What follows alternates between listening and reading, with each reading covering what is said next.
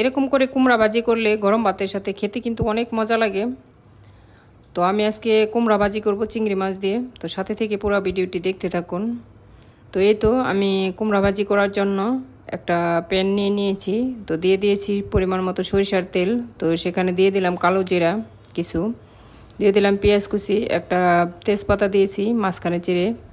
তো এগুলো এখন নেড়ে নিচ্ছি সফট হওয়া পর্যন্ত।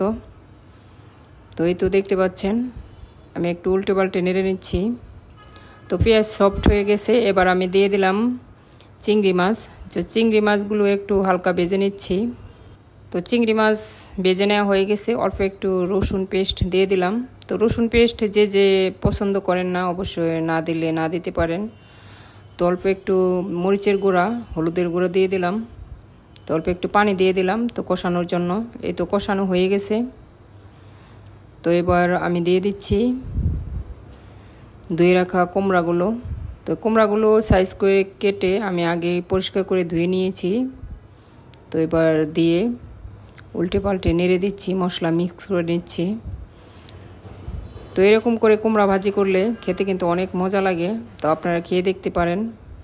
তো যে না খেয়েছেন এরকম করে ভাজি করে খেয়ে দেখতে পারেন। তো কিছুক্ষণের জন্য আমি ঢেকে দিয়েছিলাম। তো ঢাকনা খুলে আমি আবারও নেড়ে দিচ্ছি। তো আবারও ঢেকে দিলাম। তো এই তো এই ভাজিটি করতে কিন্তু বেশি সময় লাগে না, খুব সহজে করে ফেলা যায়। তো এই তো কুমড়া ভাজি হয়ে গেছে, আমি কিছু ধনিয়া পাতা কুচি দিয়ে দিলাম, দিয়ে একটু নেড়ে দিচ্ছি। তো আজকের ভিডিওটা আপনাদের কাছে কেমন লাগলো অবশ্যই কমেন্টের মাধ্যমে জানাবেন। ভিডিওটি ভালো লাগলে লাইক, শেয়ার এবং সাবস্ক্রাইব করে চ্যানেলের পাশেই থাকবেন। আজকের মতো বিদায় নিচ্ছি, সবাই ভালো থাকবেন, সুস্থ থাকবেন। আল্লাহ হাফেজ।